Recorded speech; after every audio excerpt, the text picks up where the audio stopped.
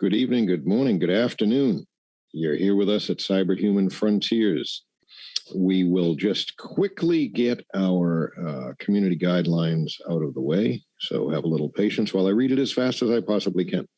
This video does not claim to give medical, legal, political, or financial advice. We offer it solely for your entertainment. The points of view and purpose here is not to incite fear, violence, harass, or bully in any way, but to share opinions and thoughts with other like-minded individuals curious about the subject. This encourages conversation and awareness. The opinions on this stream belong solely to the persons expressing them and are not a specific representation of the channel Cyberhuman Frontiers. This video and our channel may from time to time contain certain copyrighted works not specifically authorized, but which we believe are covered by the Copyright Act of 1976, in which allowance is made for fair use for the purposes of criticism, comment, news reporting, teaching, scholarship, and research. And I might add, for an entertainment presentation such as what we're doing with you tonight. So, thanks you all for being here. There is background that builds up from previous episodes, and we would encourage that maybe you might just sample some of those things as you survey what we have on this channel. I'm making reference to Dr. James Giordano, particularly. Now, we did an episode some time ago, and it was called The Mind, the Battle Space. And Dr. Giordano did a presentation about that, and we covered it pretty specifically at that time. It is in our show archive, so you'll find it on the channel. And I really like Dr. Giordano. He seems to be a person who is sounding a bit of a call to all of us to be aware of what's going on around us. That was true when we featured that show, the Battlefield of the Mind. Generally speaking, in overview, there's been tremendous development on many, many forefronts of technology. And over the last couple of weeks, we featured some work from Dr. Elizabeth Rauscher going all the way back to 1980-something. I think it was 1989, in which there were the beginnings of some work on electromagnetics and electromagnetic manipulation of cellular structures. And she was an amazing pioneer. It would seem to me way ahead of her time. But now add in another 30 years and advancement in technology and all of the added capacities and capabilities, developments in materials science and in the software and in some of the radio equipment. Radio equipment, when I use that term, I'm speaking of electromagnetics, electromagnetic radiation, portable handheld consumer devices, and more sophisticated stuff for medical applications. A lot of that stuff can employ various forms, frequencies, amplitudes, and steerage of electromagnetics for certain purposes. Combine that together with the design of synthetic molecules, which are sensitive to and can be managed or operated or steered or controlled or activated in some way in the presence of specific electromagnetic frequencies. And you've got a kind of a convergence and a nexus between a number of technologies. And one of the targets that seems to keep coming back and back and back to is human neurology and the human neurological system. And particularly, of course, our most complex neurological system, the human brain.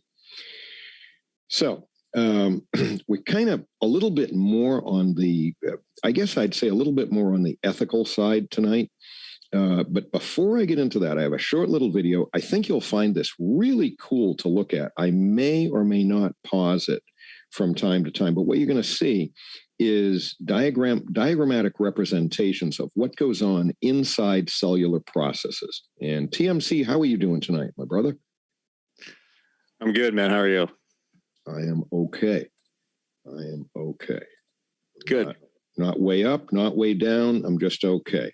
Me too. Right? Head on a swivel, eyes open, ears open, learning, brain activated, taking advantage of all possible nutritional advantages that I can and that we all should to make sure that we are in tip-top, vibrant, vital shape for whatever it is that holds itself in surprise for us in the future. Let me just say that. Of course, that's, could be a lot of good things too. Anyway, here we go. We have 3 minutes from the World Science Festival. Now, this is just kind of a little fun thing. Oops, sorry. This is just kind of a little fun thing here, because in previous episodes, we've talked about all sorts of internal cellular structures. And so by way of some nifty diagrams, you're going to see a pretty darn good representation of these things. So World Science Festival, it is in the show notes. You can watch it again and again if you wish, or download it, or whatever you want to do. And, but I forgot. There's one more thing. The featured science fiction recommended viewing of the week. This one, however, is recommended as adult entertainment. It is called ZPG. ZPG stands for Zero Population Growth, a science fiction presentation about a future world in which population maintenance or even perhaps mitigation might be necessary, and what some of the ideas that the authors of this screenplay came up with. And that is our recommended science fiction of the week. It is, I guess we would advise viewer discretion, and you can watch it at your own risk on BitChute. The link is down there, and enjoy, and let it promote your thoughts and, conjecture and possibilities for the future, and how you want to take part in helping to engineer a good future for planet Earth and all of us in our societies as we go forward. Back to World Science Festival and the title of this thing, The Nanorobots Inside You. Here we go. I want to now go to what I think this is what you're about to see. First of all, what you're about to see is going on in you right now, everywhere in you. We're going to let you look briefly at a cell made by the chemistry department at Harvard University, which was getting a little worried that it wasn't getting chemistry majors. So they thought maybe they should do something jazzy. So they know that textbooks in chemistry, the chemistry always looks like circles and very boring. So they said, let's just actually make it like it is. So this is basically what's going on in your cells right now. These are different fibers assembling, disassembling your cells. This is a molecular machine that walks around in your cells right now. It's called a kinesin and transports things. So, for example, when things want to move around your cells, they don't just float around randomly. They actually actively moved around with little machines, little robots, nanobots that power your cells. What you see here is actually an amazing machine coming out of these little pores, which actually assembles other machines. This is like the factory floor of your cells. It's called a ribosome. It reads your RNA. RNA comes from the DNA. It's translated into RNA, and then it basically gets read out by these ribosomes, and they make new machines, which then do other things. So there's all kinds of machines in your. Okay, I will briefly stop it. That last thing that you saw, a ribosome is it is basically a molecule assembly machine. And the ribosome is nothing unless it has a piece of code to read, to give it the instructions, to tell it what to make. And then molecule by molecule, it will build whatever protein or other cellular component might be needed that the cell wants. And so there are little nanobots in our cells, and they are operating, and they're natural ones. Okay, so I guess we might want to make that distinction, because we've now entered the era in our brave new world of being able to have synthetic nanorobots, synthetically created and put into an organism to cause those cells to make other things. Anyway, I'll let it go. This is half over. There's things that rotate, things that walk, things that make other machines, things that read RNA, things that copy DNA, that open, Let's look at this again while we talk about it. Can we look at it a second time? First of all, how fast is this in real life, all these things going on? Oh, some of those things can happen quite fast, some kind of slow. And that's actually an interesting thing of a nanoscale. You can create all kinds of time scales depending on how many pieces have to act together. Some things can happen in nanoseconds, some in milliseconds, some in microseconds. They're actually, they make So what you saw in those last couple frames is you saw an enzymatically driven process where something got snipped because either the piece of it was the piece that it wants, or it wants to make two out of one. I don't know specifically. He's not going into detail about that. We now see the assemblage of a tube. This would be a natural occurring phenomenon inside cells where they make tubes for transmission of fluids or control or containment thereof.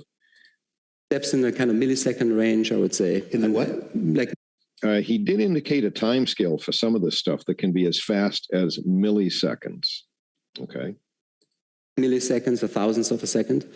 And we, a little So bit, you can have this move. so it's actually faster than that. It's much faster than that. So they made it kind of looking. So this is a garbage man. That big wet sack is just cell garbage, and he's going to take it up this tube, or it is going to take it up. Yeah, there are some machines that walk from the inside of the cell to the outside of the cell to kick garbage out, and others that go from the outside of the cell to the inside cell to bring the good stuff in. So they're specialized machines. They only walk in certain directions.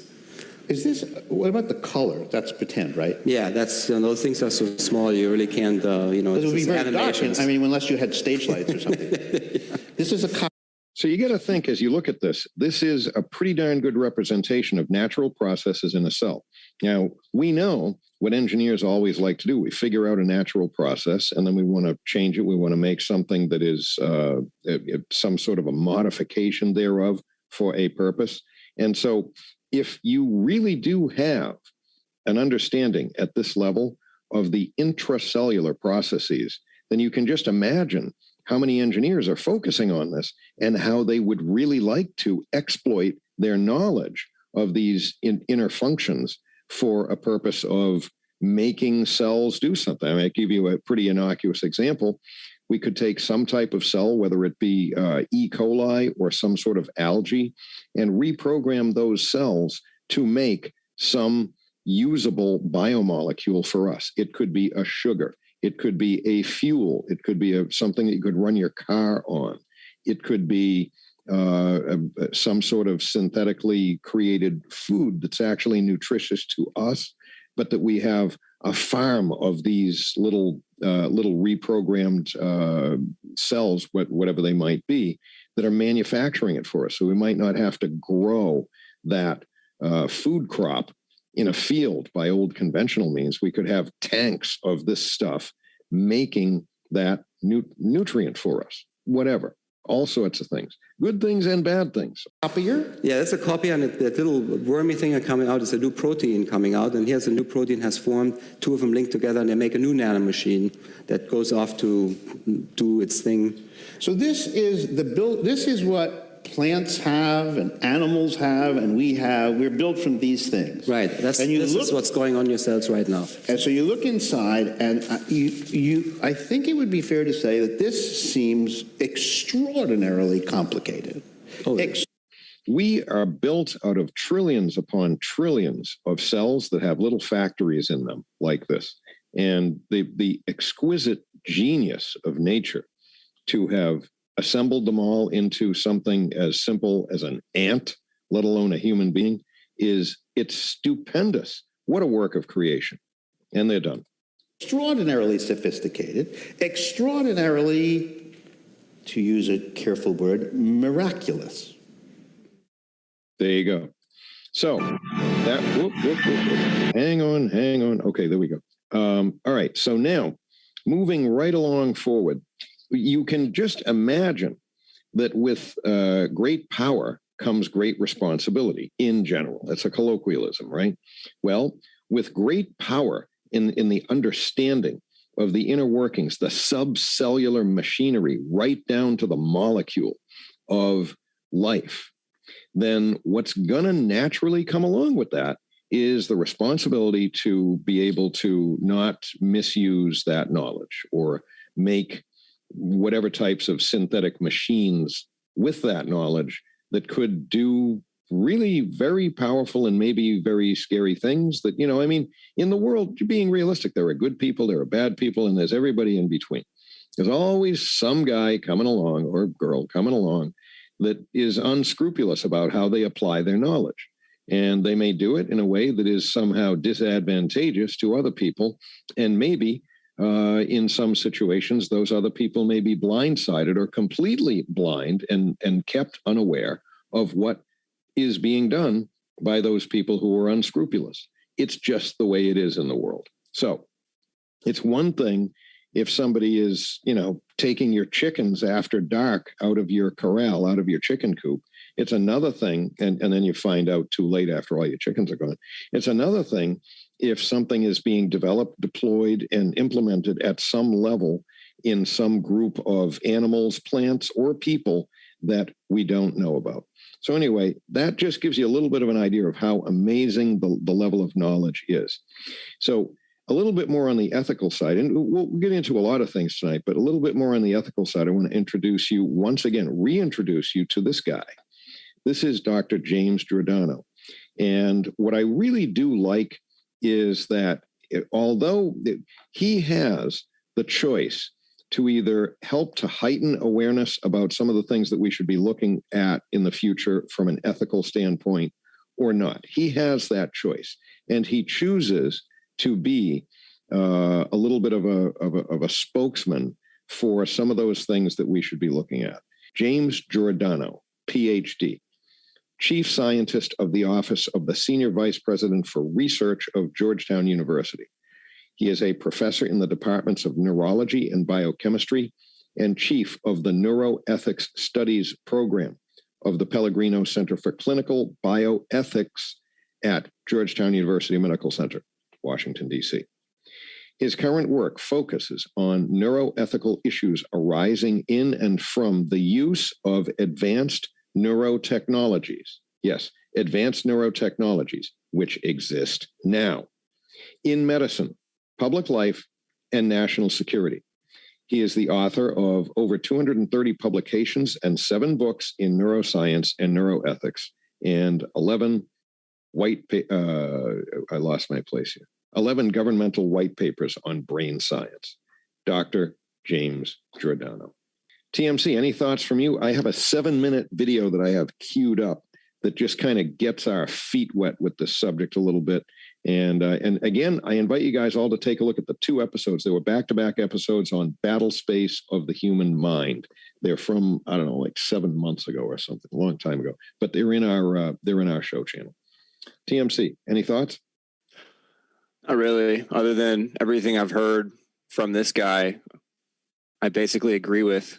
And some of his subtle, nuanced expressions allow for those that are listening to somewhat try to understand maybe some of his own belief system as it relates to his ethics and how he applies them in his job every day. This is a very interesting, very smart person. So pay attention.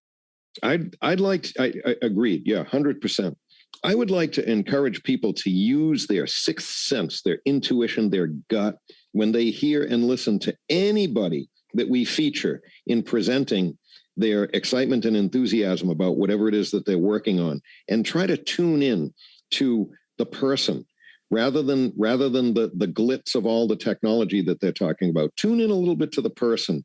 And I've tuned into Dr. Giordano a few times, and I get a good reading there. I don't get that same reading from all of the researchers. I will not mention any names. Some of them give me kind of a little bit of a scared feeling, like, wow, you're really smart and you know how to do this and that. Do I trust you? Okay. Brief video. This one's 7 minutes, and this is just a kind of a quick primer here. And he's going to kind of. Hey, I want to say something. Yeah. So I want to sort of clarify what you just said. It's not whether or not you trust him. What you should be doing is applying that "should I trust you" mechanism in all facets of whatever it is you're doing. Yes. Going back to your sixth sense and your intuition. Absolutely. So Absolutely. I personally think that this man is a genius. So. Well, this is old. Now, we've got something very new. This is old. Look how far ahead of time he was charting out the waters that we were going to be steering our ships into. This is from 7 years ago, and this is what he said then. And we're gonna get into one that's just literally just weeks old. Okay, Neuroethics Canada channel. It's in your notes, and title Neurotechnology for Our Homes and Our Nations by James Giordano. Brain Matters, Vancouver, March 2014. Isn't it amazing when you look what's out there? Enjoy.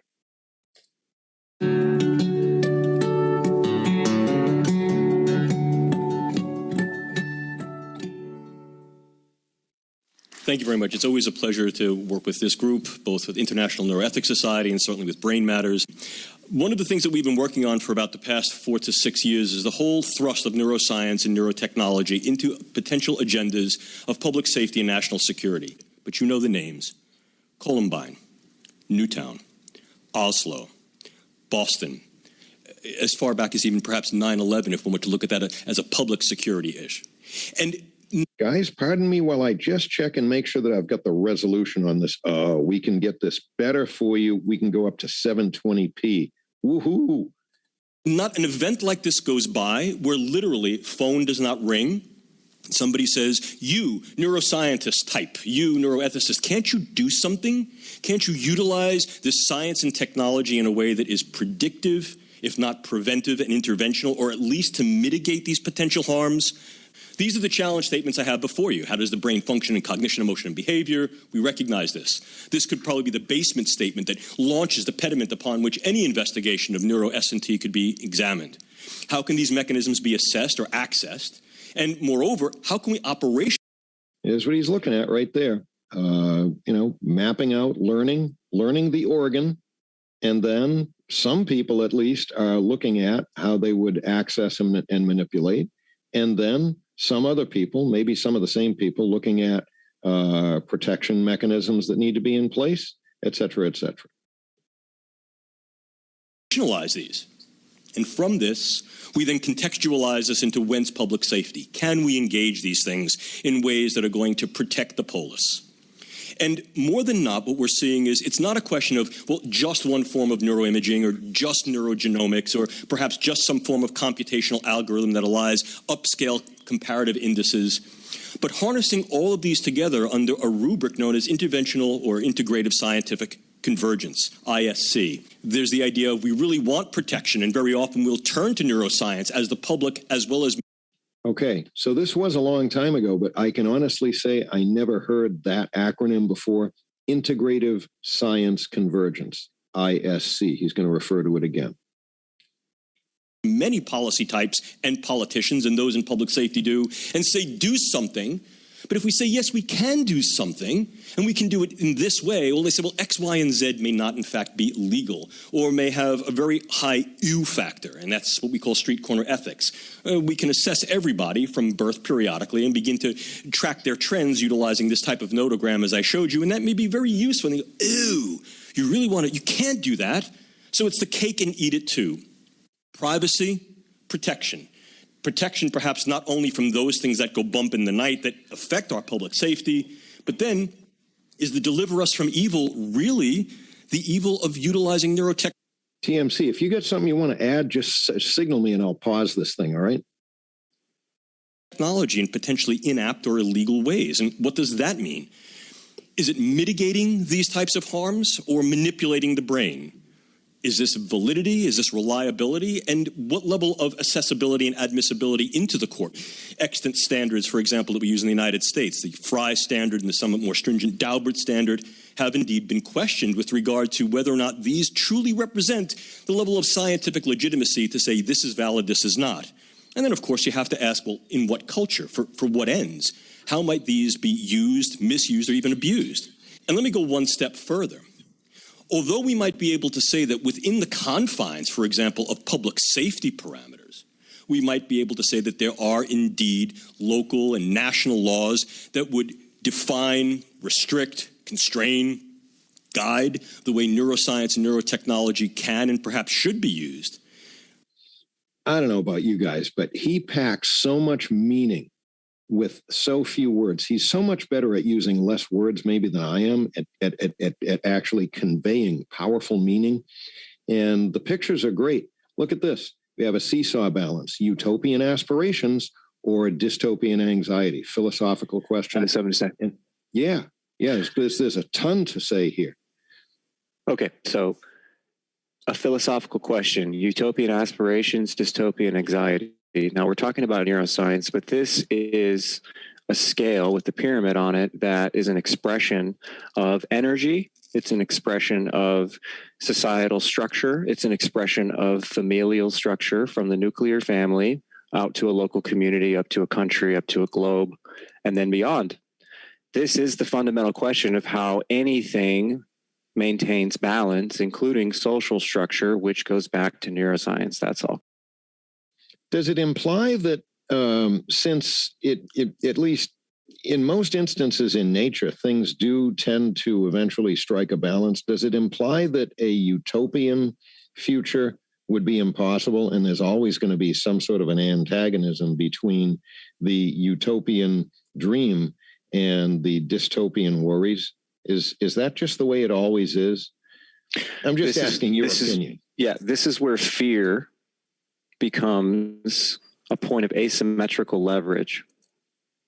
Everybody wants both things. Everybody wants both things, and it's the balance that is the fundamental resonance that this expresses very well. If you look at this as a human expression of balance and how balance would be therefore expressed throughout the human condition, this very well encapsulates a very good launch pad for a philosophical discussion.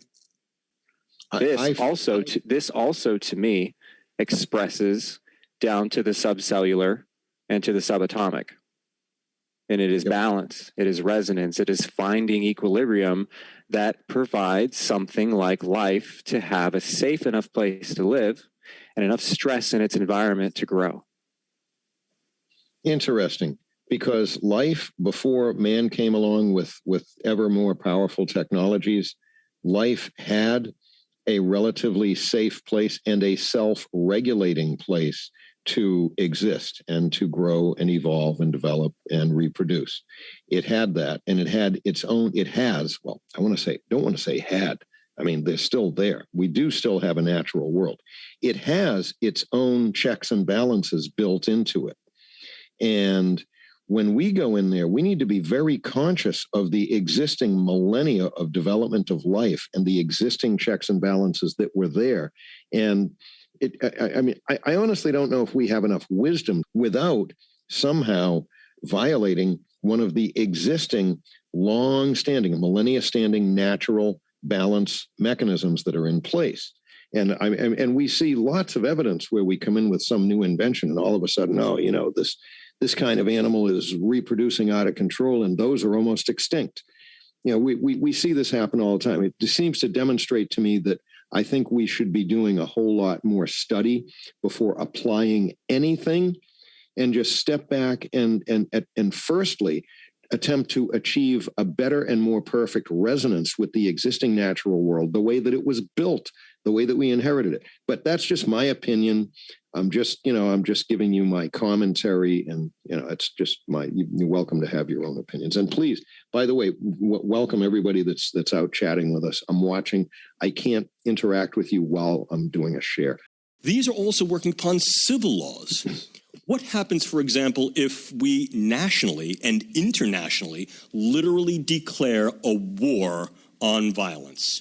Does that then open the potential to utilize a very different set of potential legal and ethical norms, such as jus ad bellum, jus in bello, or new concept, jus contra bellum, which is justification so as to prevent an escalation of violence? And once we say this is, in fact, some type of legally declared, quote, war, do we then see these not necessarily as just tools, but perhaps in the strictest sense, neuroweapons? Not in a devastating or destructive way, but perhaps in a way that avoids violence, tries to sustain a good. We look to neuroscience and neurotechnology in this rather contentious, if not provocative, field of public safety and national security via its Venusian visage. The potential for utopian possibilities. Can we eliminate, can we prevent, can we mitigate these types of horrific acts of violence and do so in a way that really upholds the obligation of the politic to protect the polis? Or is this something far more dystopian? Is this something, for example, Big Brother-esque? And in so doing, are we trading one set of evils for the other? Well, these are the realities. They are not necessarily either or, they are indeed both and. Neuroethics assumes a stance of preparedness and not just a frank precautionary principle. Science and technology will move on because A, there is the drive to do that, and B, there is the pull from society to do that. This is how I see the neuroethics and perhaps neuroethical legal social address of these issues of public safety, as well as perhaps any other. It fosters the neuroethical issues that arise.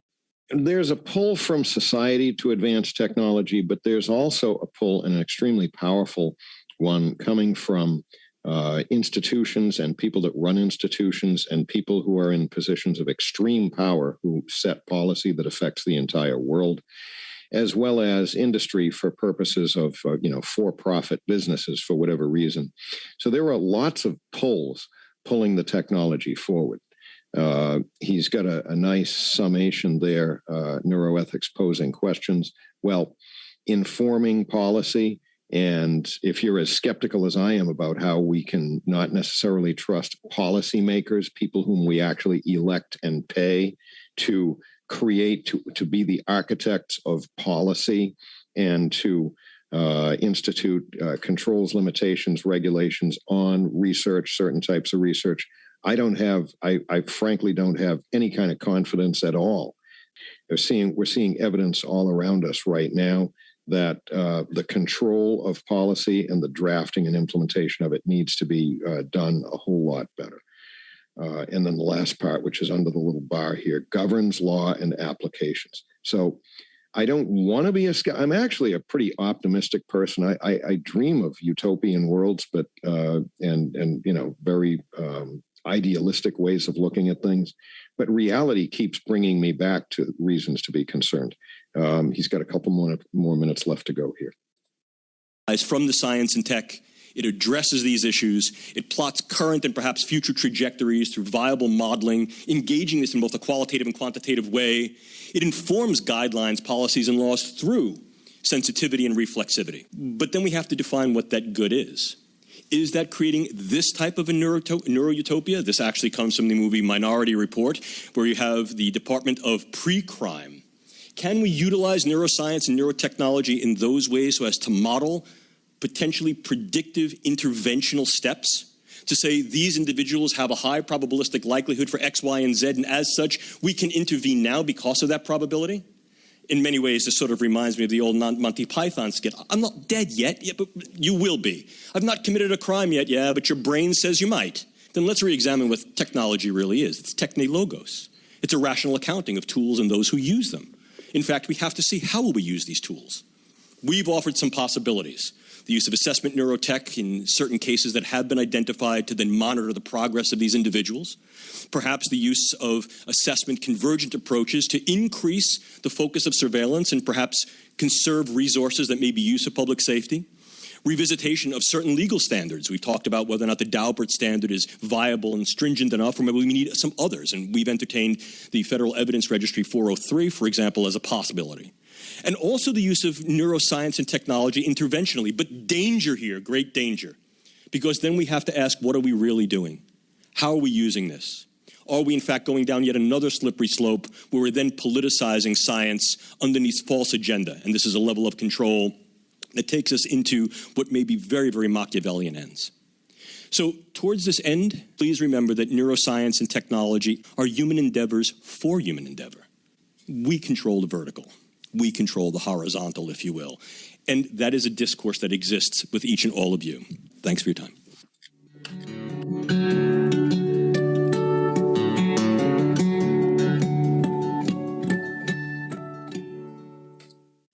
Nifty presentation. We spend a whole lot of time doing research to show you the actual devices, the actual technology in the forefront of the development of it, because all of those things are little pieces, little modules that feed into having this great power. And I think that we could probably illustrate new technologies and new developments in all sorts of engineering science, computer engineering and genetic engineering from now until forever. And you'd learn a lot. You will learn a lot because we're going to keep doing that to show you. But part of the main purpose of that is to help to get everybody have in their minds a firm understanding that this stuff is real.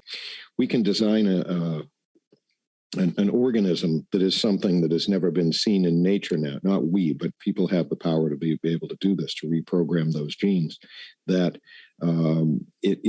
once you've accepted the fact of where we are and what this power is, now arise all of these other questions. And where it's really at is what Dr. Giordano is talking about.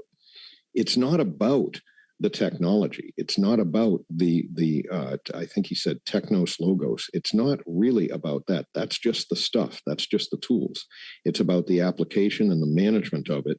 And also perhaps somewhat the knowledge or the wisdom to withhold tinkering or tampering in certain areas, because we would have, rather than being extremely strong-headed about it and egotistical about it, we would be a little bit more humble, and we would say, this world of life is amazing. That's why I played that first video, the short 3-minute one that showed the inner workings of a cell. The existing mechanisms of life are elegant. They're absolutely stupendously ingenious. I don't know where they come from, but I tell you, it makes a really compelling argument for me that there is a creator with a whole lot more intelligence than we have that built it, because my gut is telling me none of it happened by accident. So all that being said, now here we are knocking on the door of all that ingenious life science and learning exactly how it works, right down to the molecule. And we can now change it, re-engineer it. Who knows what we could do with it. We could do great things. How much worse are we off if we leave it natural? How much better off are we if we go in there hoping that we have the wisdom and the intelligence to manage and apply this knowledge that we have, both ethically and safely? You guys are right up to speed on this, and anybody who's a new joiner to the channel, watch some of the previous videos, and it'll bring you up to speed. So we encourage that. We try to do a real good job. We try to be accurate. If we do get something wrong, we usually come back and we clarify it in a later time. TMC, that's what I got for intros for us. So yeah, on that note, the one clarification that I haven't made that consciously I should have, just never has come up, was when a few shows ago we were doing Tesla conversions to Gauss, and we were talking about the sensitivity of phones as it relates to electromagnetic fields of things like the Earth, right, and how pulse modulation could in fact be at very, very low intensity, very low power field densities, or other types of field densities interact with cellular function, such as ionic transfer, ionic voltage regulation across cells like neurons. And it does all kinds of other things like resonate your organs. And that's what we were getting into with Elizabeth Rauscher. Right. I don't know where you're going today. Don't really care. We could talk about whatever you want, man. But the clarification, nonetheless, if you look up Gauss conversion to Tesla, you'll see that I was off by some order of magnitude based on what you're defining an order of magnitude as. But that's all. Yeah, it's a big ethical focus on this one tonight, and I think you've pretty well zeroed in on that with me now. So those are some of the questions at hand, and I guess I would expect, and I think that this usually does happen, just by helping to heighten the awareness of large masses of people about concerning questions.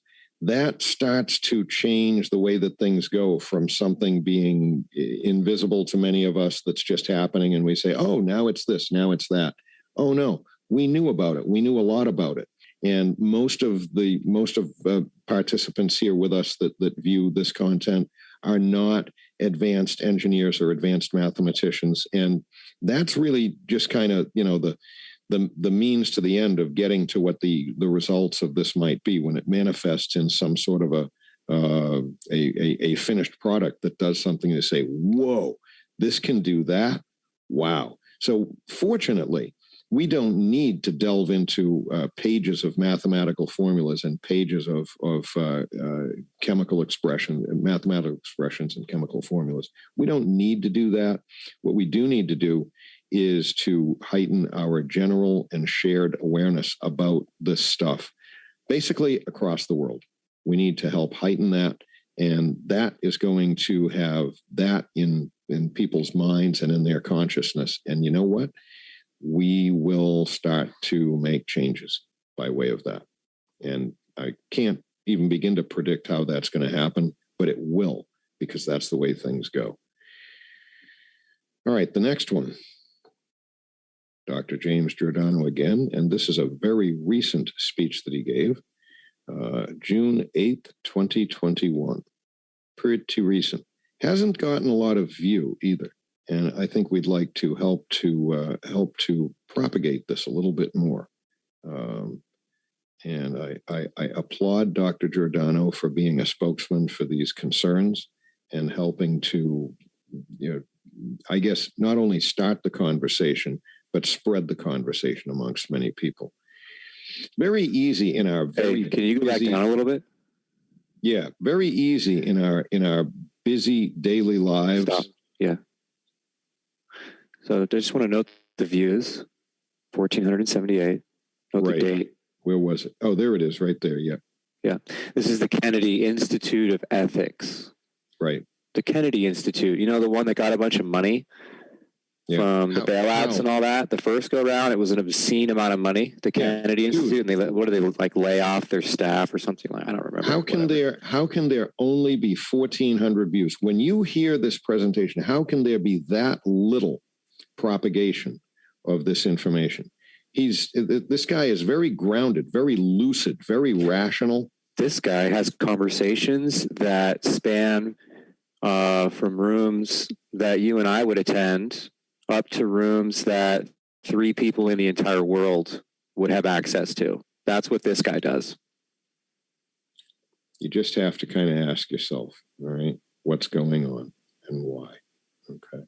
And this show is for your entertainment only, but you can fill in the blanks any way that you want. And your opinions are as valid as the next person. Try to verify them against something concrete, though. Hello, I'm Dr. James Giordano, professor in the departments of neurology and biochemistry, and chief of the Neuroethics Studies program at the Pellegrino Center for Clinical Bioethics here at Georgetown University Medical Center. Our ongoing work in the center has focused on those ways that neuroscience and technology, somewhat colloquially referred to as neuro-S&T, engages a whole host, a variety of different applications across the spectrum, from not only what's viable in medicine, but ever more what's become part of public life. Our capabilities in neurosciences in many ways are being seen as bold, literally bold, going bravely sometimes where we haven't gone before. But the question is, do we have an ethical system that's able to deal with the arising issues, questions, and problems as neuroscience becomes ever more not only tenable, but part of the trajectory and realizable on the 21st century world stage? Indeed, neuroscience and technology, neuro-S&T, puts the brain at our fingertips, literally puts the brain at our fingertips, very often in increasingly non-invasive ways, allows us to look into the brain, to map the brain, to study the brain, to understand the brain further, not so much as an enigma or a mystery, but more as a puzzle to be solved. And this really underscores the fact that there's an ongoing dance, if you will, a tango, where both may lead simultaneously in an organized and orchestrated way of tools of observation, engagement and manipulation, and theories. And we come to the limits of those theories, and very often that prompts the development of ever more capable and sophisticated tools. New tools. Okay, putting the brain at our fingertips. Wowee. Putting the brain at our fingertips, what it really allows us to do is to put our fingertips, and if you will, our futures, into brain science. So what we're able to do with neuroscience and technology at this point in time is to maximize our capability according to what's known as the 3 A's of engagement. We can assess the brain with plans to map connectivities in the brain, to understand structure and function relationships. But once we understand those structure and function relationships, we try to access the brain on a variety of levels, from the cellular all the way to the social, from the individual all the way to the international. And in so doing, we affect the brain. Assess, access, and affect. Cellular to social, individual to international. Mm-hmm. So what are these emerging tools of the brain sciences that allow us to not only expand our theoretical understanding of how the brain is structured and functioned, but perhaps also our realistic capability to engage that brain, to affect that brain, and to be less politically correct, perhaps to manipulate that brain? Well, in the assessment technologies, we have such cutting-edge devices and tools. Notice that Dr. Giordano is sensitive to the need to be politically correct, but he really does such a skillful, artful job of walking that tightrope and delivering the information. What he's really doing is he's doing a very eloquent summary of months and months of our shows that we've brought you, and he's going to show individual sections of all of these tools and technologies, and he does such a great job. He says, to be a little bit less politically correct, a way to manipulate something. Such as biomarkers, genetics and genomics, to be able to map the genomes and individual genetics that constitute the structure and function of our nervous system, and in those ways maybe contribute to our thoughts, our emotions, behaviors, who we are. The neurogenetics of identity, if you will. Brain imaging that allows us to view the living brain in relatively real time. And of course, this allows us to not only model the brain, but to map the brain, very much the same way that cartographers of old mapped those ever-expanding boundaries of what was known and what was not known, of the ecologies and world in which we live. We're mapping the ecologies and that world, that universe within, that is the brain-mind. But in mapping the brain and identifying these structures and these functions, we develop capabilities to access them, essentially to target them. And here we see the interventional neuroscientific and technological tools. A variety of technologically based pharmaceutics that allow us to utilize nanomaterials to access the brain in ways that heretofore were unimaginable and impossible. Peripheral stimulation, central stimulation, neurofeedback, transcranial modulation that goes through the skull but is non-invasive, and then ever more invasive forms of deep brain stimulation. But we're taking that one step further to minimize the level of invasiveness, to be able to implant things into the brain with only minimal or non-invasive techniques and technologies. And we're yoking the brain ever more to computational interfaces and building from that neuroprosthetics and neuroorthotics that allow us to essentially rebuild. Okay, orthotic would be, we would typically think of that as something physical, an appliance, something that would help a crippled hand.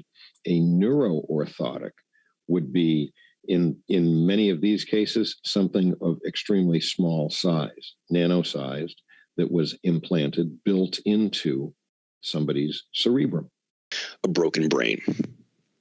But none of these are capabilized or possible without some of the derivative tools and techniques that brain science brings to the fore, brings to its workbench. These include things like artificial neural networks that can be modeled and then put into computers, and then the reciprocity of those computational systems with the brain to develop AI, artificially intelligent technologies that are indeed reciprocal and cooperative.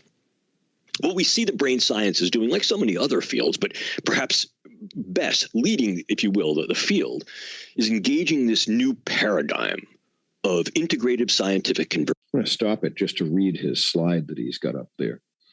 ISC, conjoining natural science, understanding of life processes at a very, very small scale, cellular scale, biotechnology, anthro-social sciences. Okay. Not quite sure what that means. Focusing upon assessment, access, and manipulation of neural structures and cognitive, emotional, and behavioral functions, both in individuals and in groups. And then enter big data. This relies upon data integration and sharing and use and archiving and profiling and logging and all sorts of other metrics that might be almost synonymous with that. Convergence, ISC. It brings together the natural sciences, biotechnology, anthropological and social sciences, and the humanities. Why? Because neurosciences, like so many of the sciences, aims, seeks, orients to address, if not answer, the perdurable questions of human anthropology, of human sociology, of our thought, of our philosophy. And what this allows us to do is to gain insights to what it is we are.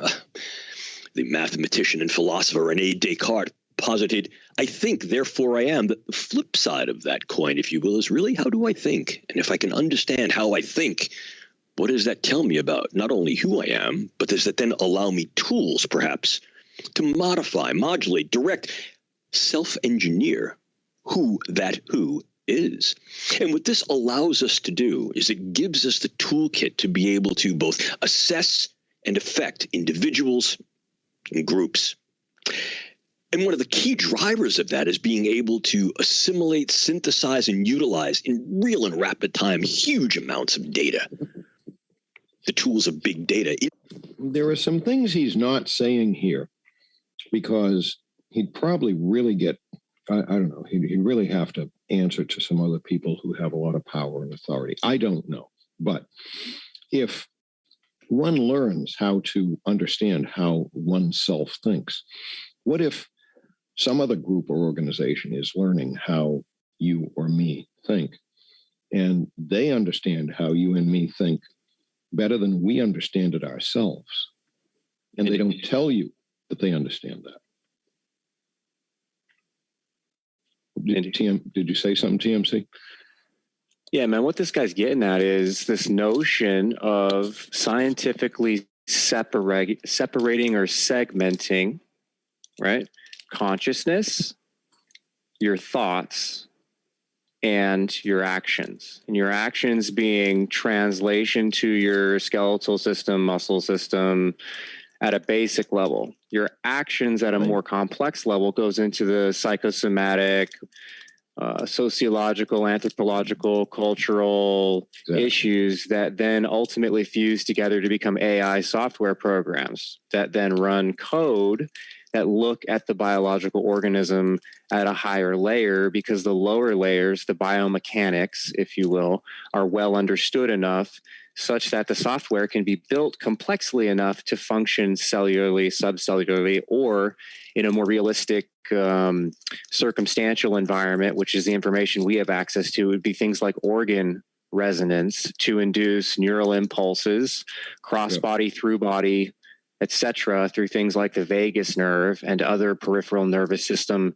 infrastructure, what the Chinese would call the biological acupuncture points, which we can cite through a few different patents that explain in some detail frequency and various types of modulation, frequency and various types of modulation that do things such as modulating rheumatoid arthritis, regrowing bones, correcting depression, deadening pain, all kinds of other interesting things. And here's why, Indigo. Here's why.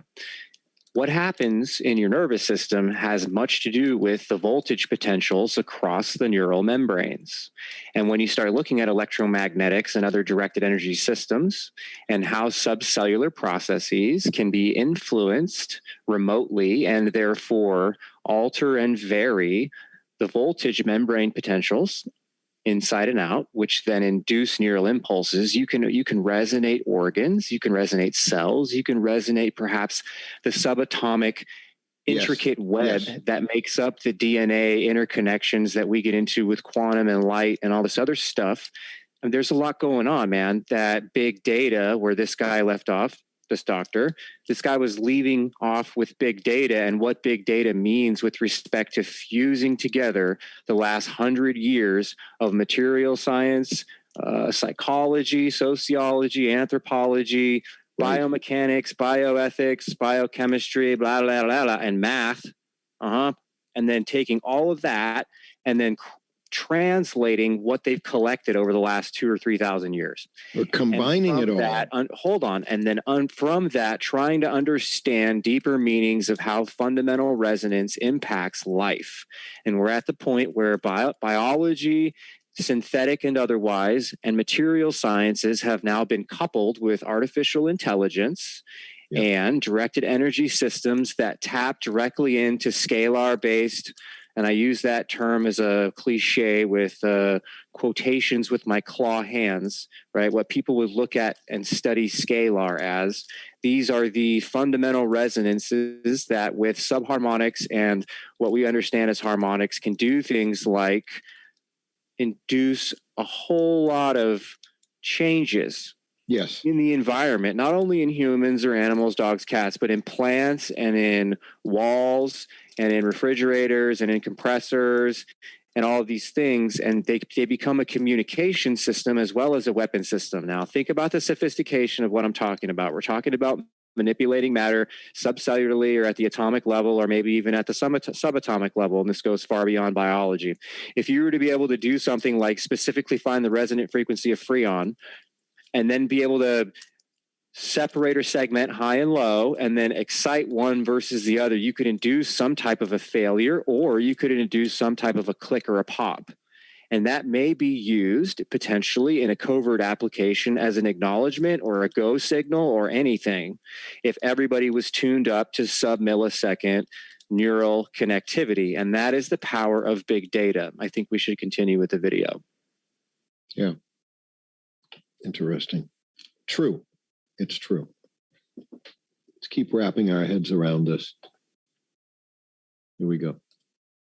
Integrated with the tools of artificial intelligence have Just going to back it up a few seconds here. And one of the key drivers of that is being able to assimilate, synthesize, and utilize in real and rapid time huge amounts of data. Hold it right there. Huge amounts of data. Well, can you see the benefit of having the IPv6 numbering system as opposed to the IPv4 numbering system for internet addresses?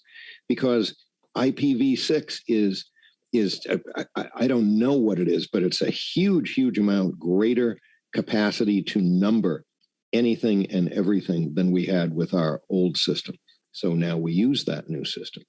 Can you see the benefit when you need to collect and analyze gigantic amounts of data that you really would want faster speed communications networks, such as what we see being deployed with some of the new high-speed 5G communications towers, et cetera, et cetera.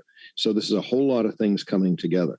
But again, if you've got to have that infrastructure all built in there and have it ready to be able to assimilate all that information, and then you've got to have more powerful computers at the back end being able to make sense of it and categorize it and analyze it and be able to refer back to it and find it and correlate various pieces of data so it starts to look for patterns and have that all automated with software. And whatever of this data that's collected about people or about life, and of course TMC expanded out to everything and anything, everything from a refrigeration compressor to a tree to a human and anything in between. That's really, it's bringing multiple technologies together. Or core component to understand or take away at this point is big data translating resonance in one field perturbation versus another, and then building tables that translate field perturbations from one thing to another. So sound to something else, heat to something else, electromagnetics to something else, and then building tables for all of that. If you do that, then you can start running at the physical layer through the wireless networks and the power networks and satellite networks and everything else. At the fundamental layer, you can start running complex AI that ultimately translates biologic code into digital code and makes the internet, YouTube, FaceTime, all these girls who pay for access to, so they wear lingerie and dance around and shit, and people go in and start, they pay money just to watch a girl on YouTube. Well, those types of ideas already exist in a world where, you can reach out and touch somebody because the AI system understands your intent. And, you might have a tickle on your eyelash because somebody's trying to annoy you to remind you to say, I love you, because that's what your wife always says, only she forgot because she has 2 kids to look after, because you have, something to do with your job. And so when somebody remembers, you might use that technology to say, hey, you forgot to do something like that, rather than use that technology to go, you're bad. So think about this. You have a supervisor. These technologies exist and they're all around in your environment, and your supervisor thinks that you've done something wrong. What does discipline look like? Rather than sending somebody a kiss, you send them a slap or a swat. Yep. What happens there? So this is the world in which we currently exist. Modern diplomacy is not the president flying around on an airplane. Modern diplomacy is far beyond who flies around on an airplane in front of people. The people that deal with real diplomacy never really are known. And it's with these technologies that it has been done over the last 50 years. These technologies have been refined, again, as a result of the fusion of a few different things: neuroscience, AI, material science, biosciences, to result in the deployment on a mass scale at the biologic, submolecular, subatomic level, multi-layered wireless networks that tie into a cloud infrastructure, which allow for quantum-based systems to be deployed on top of traditional-based systems that we understand as the common advertisements for 5G. Oh, I get 2-second downloads for a video so that I can zip out the door and jump on the train and don't have to pay an extra service for Wi-Fi, because everything is going to be a la carte. You pay for this service. You don't get the product. You rent the product. Everything is rent, and you get assanguated. Your entire societies will be assanguated through the very systems that they're going to say, oh, send your loved one a kiss this Valentine's Day. The first 2 years, it'll be $20 a month for you to be able to pester somebody with their eyelash. And, oh, we need to regulate this for work, and we need to make sure that everybody's diverse. So pestering somebody with an eyelash means this. Well, now I'm offended. Well, now pestering somebody with an eyelash might be an infraction. Well, what happens about this? The guy who pestered me with the eyelash before it was considered something wrong. We already see this occurring with comedians on Twitter and everything else. Those that have said things in the past when things were considered socially acceptable are actually being penalized with their speech now as a result of the Overton window moving through complex social engineering, which occurs both at the physical prima facie level as well as at the subliminal level or the subversive level. And this has been ongoing for a long, long time, and we're now at the point where genetics are on the table for warfare. True. And like I said, the diplomacy is very different now, and it has been for a while. So you don't necessarily have to see the president flying around, and, people complain, for example, that, ding dong, Mr. got his butt wiped, no one sees him anyway. Okay, well, whatever, dude. You've had video conferencing for 50 years. I remember going into my aunt's house when I was a child, and she had a video phone, which means the president probably had one 50 years before that. That was a video phone. A video phone. It blew me away. Like, what the heck is that? So we're way beyond the point of looking at screens to generate images in the brain. To read the brain in real time and have an individual have a unique profile online through a company such as an Amazon warehouse or a Microsoft warehouse, or what would be known as a clearinghouse for things like Libra and Facebook and Google, information exchanges, clearinghouses. To have your profile on file that all of these clearinghouses have access to, just like a bank institution would run, which is where the quantum networks are set up. If you don't believe me, you could start looking at quantum network-based patents, and you will find banks that have quite a deal to do with things like photon switching, photon splitting, and other types of spin state understandings. Is that a fact? These things aren't talked about a lot. And the way they translate to everybody is through consumer devices with things like Face ID on your phone, and or laser recognition for augmented reality applications, also like Pokemon Go. Mm-hmm. Right? So these things have been around for a long time. And software is catching up. Material sciences are catching up. Manufacturing is catching up to the point where research and development, listen to me, research and development is now becoming public in institutions that are getting into genetic engineering for modern micro or nano processors. This is where we're going.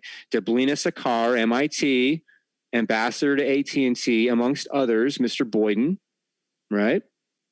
And Ms. Anikiva. All these people understand very well what I'm saying. The question is, do you?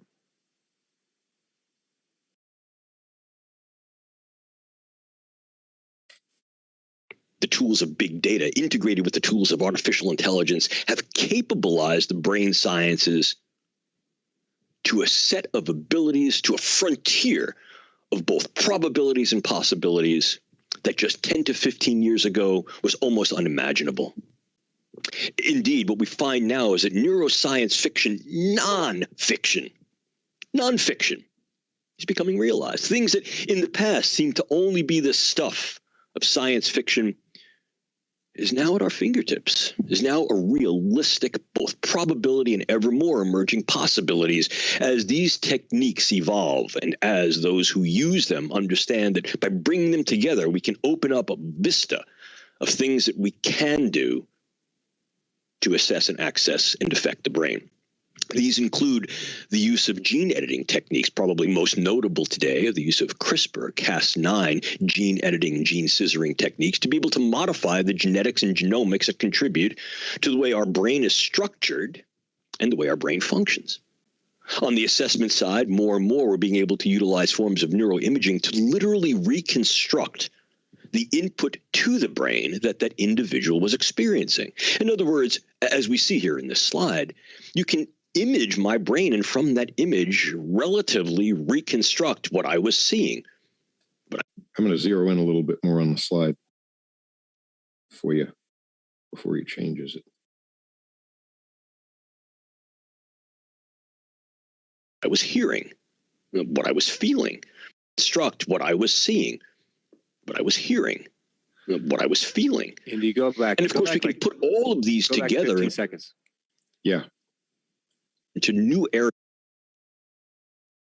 As we see here in this slide, you can image my brain and from that image relatively reconstruct what I was seeing, what I was hearing, what I was feeling.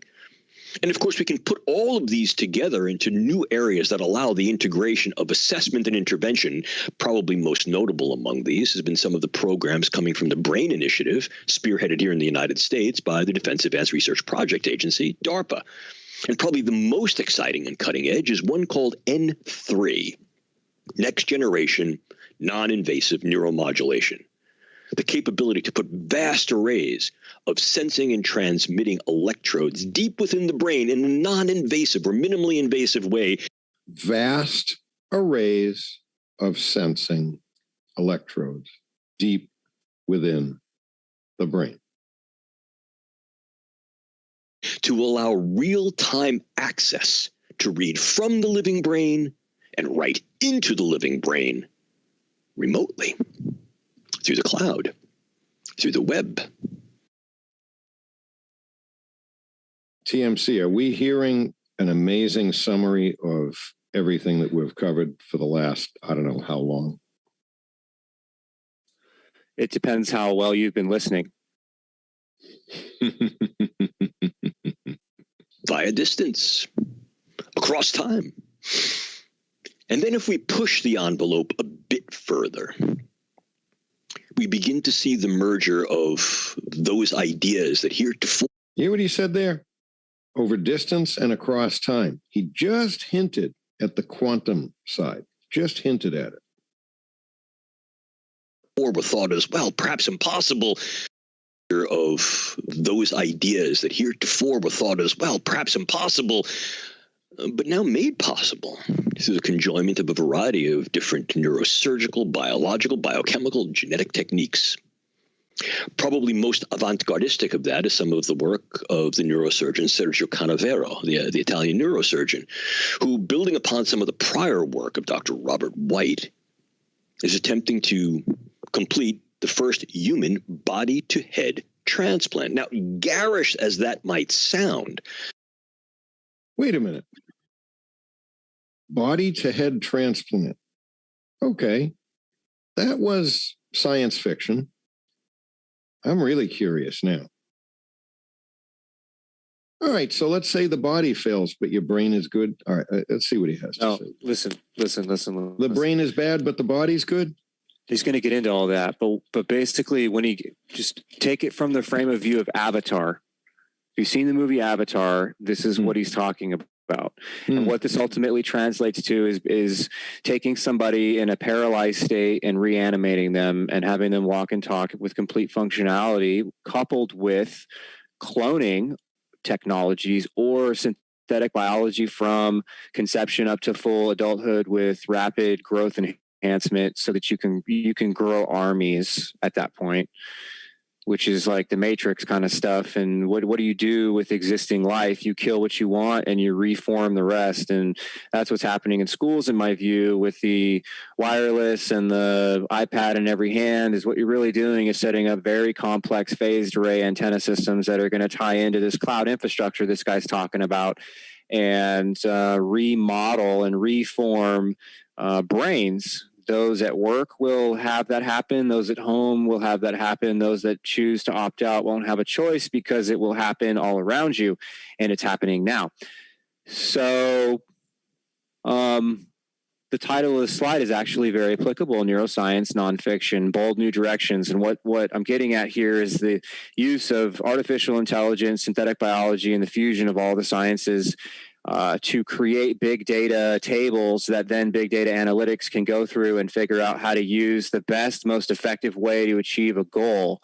And if the goal is to depopulate and then repopulate or reform after proverbially melting somebody's brain from the point of conception or at grade school, that's just for your entertainment purposes only. You should look up the trolley experiment and contemplate your existence and what you're willing to give as a patriot to take your countries back, because the problem we have is global.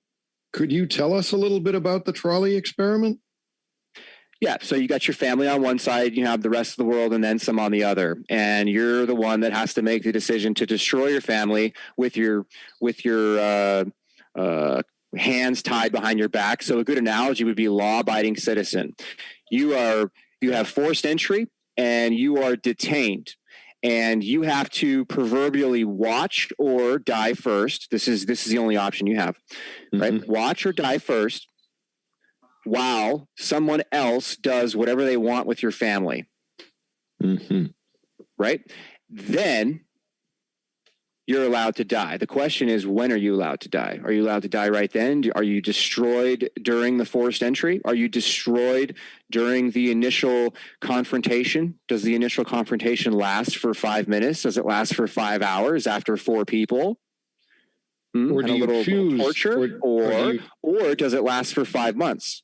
Right? So you can look at PTSD therapies and look at psychedelics and MDMA and mushrooms and all that, and you can see what I'm getting at as I'm making the analogy in real time. Back to the slideshow, if we can. Could also be made non-therapeutic, right? So by way of the same type of synergy, just applied in different combinations. Okay, I backed this up 30 seconds because I'm just really captivated by this. And here we go.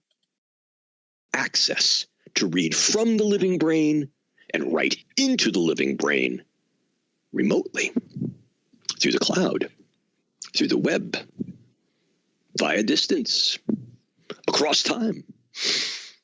And then if we push the envelope a bit further, we begin to see the merger of those ideas that heretofore were thought as, well, perhaps impossible, but now made possible through the conjoinment of a variety of different neurosurgical, biological, biochemical, genetic techniques.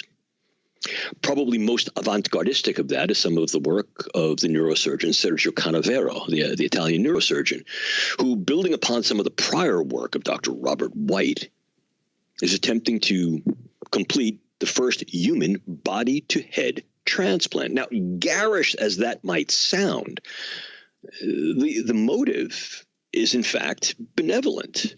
I had the opportunity to speak with Dr. Canavero on multiple occasions, and the low-hanging fruit here is the capability to essentially do good Yeah, what do we mean by doing good? Well, individuals whose bodies are ravaged by neurodegenerative diseases or other forms of diseases, but whose brain, whose mind is intact.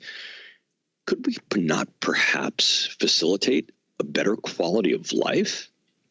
I mean, realistically, we can say that if someone donates their body to science as an organ donor, might we not use the body in its entirety? And of course, there are technical difficulties and there are huge hurdles. But building upon some of the prior work, the point we're at right now is, well, we could probably get some level of survivability, but now the question is to improve the quality of that survivability. And Canavero argues we won't know what that experience for the individual with a transplanted body is like until we go there. And yes, there are those who push back strongly on the ethical front and say, oh, it's dripping with the yuck factor. But there's plenty of things in medicine that are dripping with the yuck factor. And more than that, this is done with consent. And this is not a small queue of individuals. The consent negates the yuck factor. Who want to be, if you will, the first neuronaut to boldly go, literally boldly go, where no one has gone before. This may even be seen as a learning exercise. What is it like to have a new body? What is the essence of self? What is the identity that comes as a consequence of that? A bodily set of experiences that are now being processed by a brain. Well, I would guess that if one found the suitable donor of organs, in other words, all the organs and the arms and the legs, the entire body was donated, then I think that if it were me and I took my hopefully intact brain, hopefully good functioning brain, and put it on a younger body, that my brain would remap and adapt to whatever the particular characteristics of that other body were. And in a pretty short period of time, the two would have assimilated into each other. The brain is very plastic and very adaptable. He goes on. But this isn't fiction. This isn't just some rhetorical exercise. These are things that are actually possible in today's world of neuroscience. The domains of application certainly include medicine, as we see, neurology, neurosurgery, psychiatry, rehabilitation, pain medicine. Paraclinical domains as well, occupational issues and preventive medicine, working essentially before something goes wrong on healthy people to keep them healthy, occupationally protected, and enabled. And now some may say this opens the door, or the proverbial Pandora's box, for discussions of what constitutes treatment or enhancement. But so much of what is preventive is focused upon keeping individuals off the slope, slippery or otherwise, of being made vulnerable to injury, disease. TMC, is enhancement a bad thing? No, and Dr. Robert Duncan, if you don't know that name, you should, discussed in a presentation that is online in pieces that you should look up, this idea of body modification and making a comparison to it being a form of enhancement. So I don't think that enhancement is a problem. What I think is a problem is the inconsistency with truth and its underlying resulting intent that is then expressed through people who then build things that we understand as technology, and then using those technologies in ways that are in need of ethics to be applied. And what I'm saying to you, rewind if you do not understand, is simply the general public understands A, and the people that make decisions understand everything else. To the extent that the people that understand everything else function in the paradigm of A as a completely independent, supreme species. Well expressed. Yeah. Indeed, we would call this something as an elite, an aristocracy, a communist party. In America, it's our hijacked government.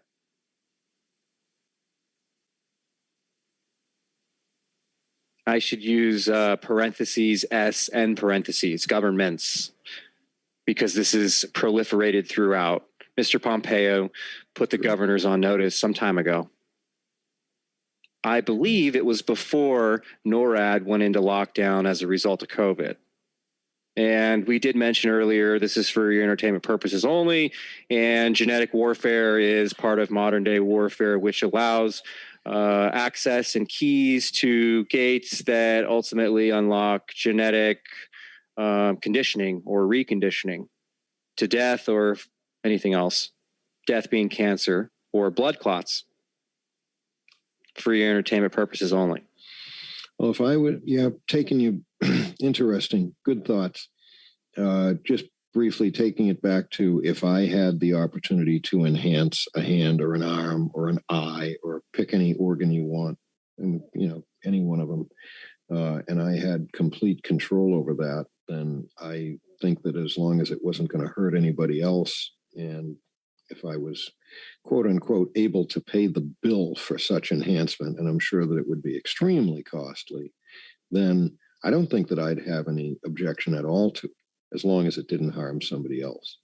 If I could invest in enhancing myself by way of my vision for my future self as becoming more capable in some way, I wouldn't have any problem with it at all.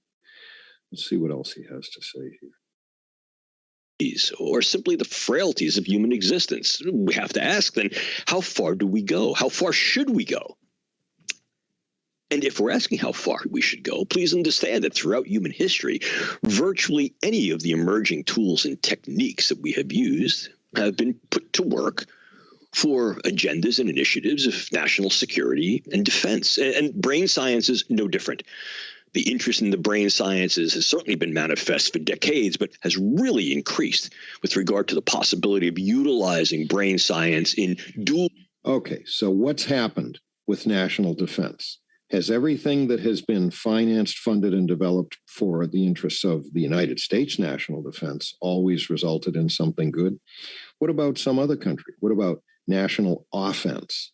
They've got access to these. They're working at these technologies as well. So you see the risks and the open Pandora's box there. So what it is this idea of understanding at the fundamental level something that allows you a projection of force and a deflection, absorption, or a reflection. Redirect. Yep. Right. Well, that's the deflection. Of force. Yep. Or intent, if you want to talk about mind and psychological warfare. Yep. And because a force is something we understand as mechanical, something that occurs in a psychological environment, is what? Could you define that as kinetic? And if in the psychological domain, some action is taken as a result of a synthetic stimuli, and that action is a kinetic action, at what point is that translation induced remotely such that you can call the cyber domain a kinetic domain? And if the cyber domain is a kinetic domain that has now bridged humanity into it at a fundamental level, at a fundamental carrier grade, layer 2 in the OSI model, and it's a battlefield to every human, what we're talking about are crimes against humanity and treason at the highest levels in every government on the planet, and maybe then some. Yeah.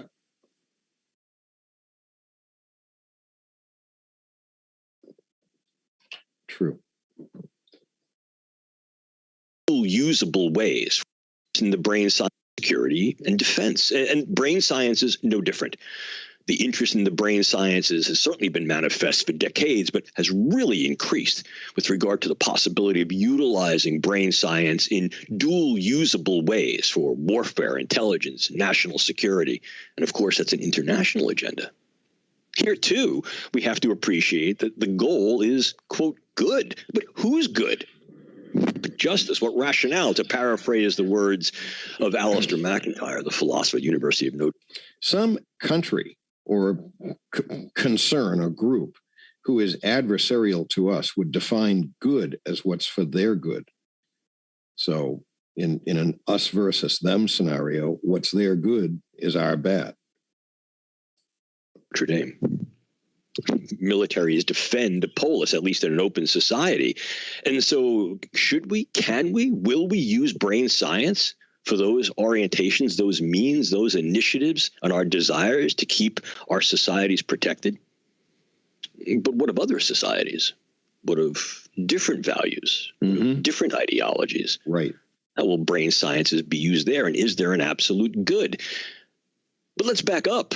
If we're talking about doing serious philosophical questions there. Exactly, Dr. Giordano. Good for the polis, good. But let's back up. If we're talking about doing good for the polis and protecting those societies, what about the societies use themselves of the brain sciences? And ever more, what we see that indeed what's happening is the brain sciences are becoming part of public life. Using the brain sciences in direct-to-consumer and even do-it-yourself means for educational purposes, for wellness purposes, and for lifestyle purposes. Well, indeed, what we see is that neuroscience and technology offers not only the probability to push the envelope of what we can do to be able to assess and access and affect the human brain and its functions, which we'll colloquially refer to as mind, which in many ways are the seat of the self. The potential is there to harness these things in a variety of ways, to be able to affect human relations on local, regional, and global scales, affect human thought, emotion, behavior. And of course, when we're able to do that, then the influential process and posture increases dramatically. There's great power there. Yep. But there's more that we need to understand, not just in the power of the neurosciences, but in the diversity of neuroscientific initiatives and agendas on the world stage. Current predictions and estimations are such that China will be on pace to essentially outspend and outpace the United States, if not the West, in quotes, what was formerly referred to as the West, within the next 10 years, by intent, with almost a 70% increase in research, development, test, and evaluation in the next 5 years, and a predicted 50% plus gain in overall market share in the neuroscience and neurotechnology. Look at those numbers. A predicted 60 to 70% increase in research, development, technology, and engineering by 2025. 60 to 70%. 50% market share by 2030. 50%.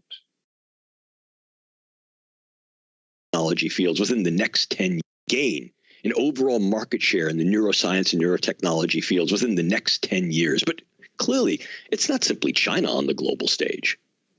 Russia has profound programs in the brain sciences. Evermore, we're seeing the use of virtual currencies and virtual nations that are engaging the brain sciences, or at least utilizing its tools.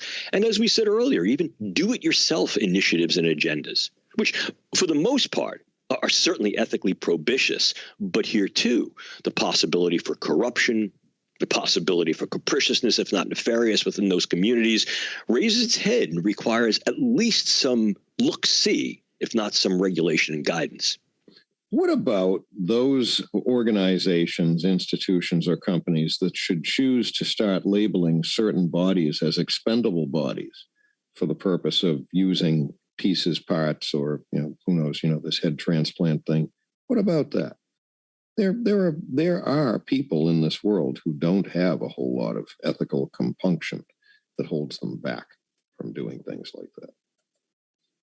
But the least capriciousness, if not nefarious, within those communities raises its head and requires at least some look-see, if not some regulation and guidance. But the take-home message here is simple. Neuroscience and technology are not simply the Provence any longer, what used to be referred to as the West.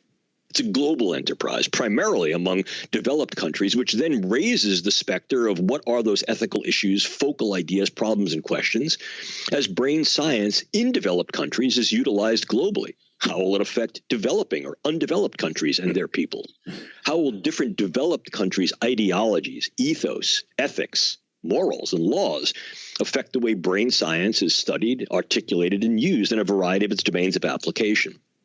I'd like to look on the bright side for a moment. Technologically speaking, I think that at least inside the borders of the United States, we're rather advanced. We're very, very highly advanced. We have some of the best universities in the world, some of the best research labs in the world versus China, for example.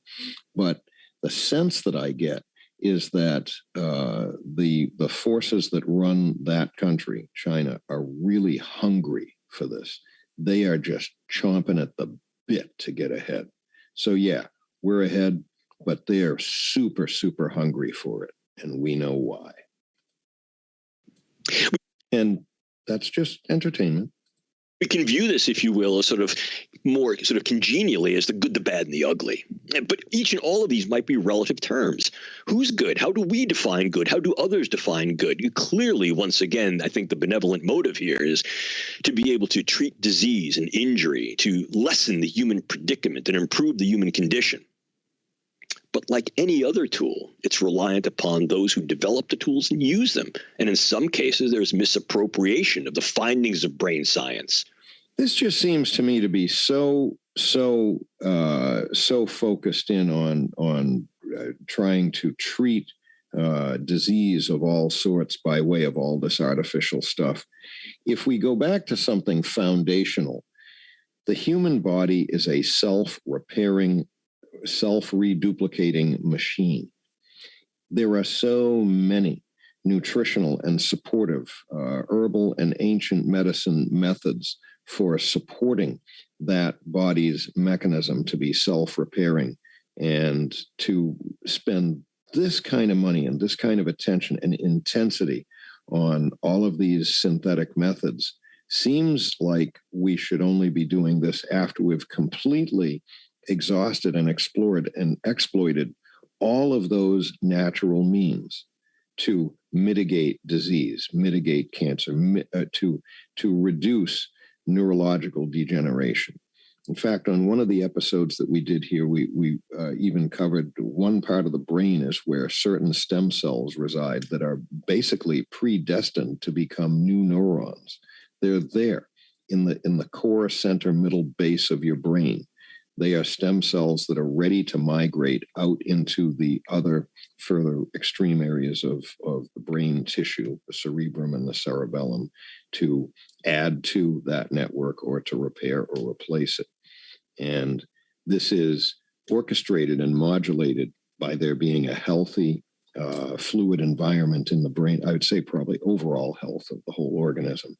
So many of these things, so many, when they keep coming, it almost seems like the only way to sell the public on the idea of justifying these technological invasions, I might say, is that it's holding the carrot out there for everybody. Oh, we can help cure all your neurodegenerative diseases, and we can minimize your Parkinson's disease and everything else and all that stuff.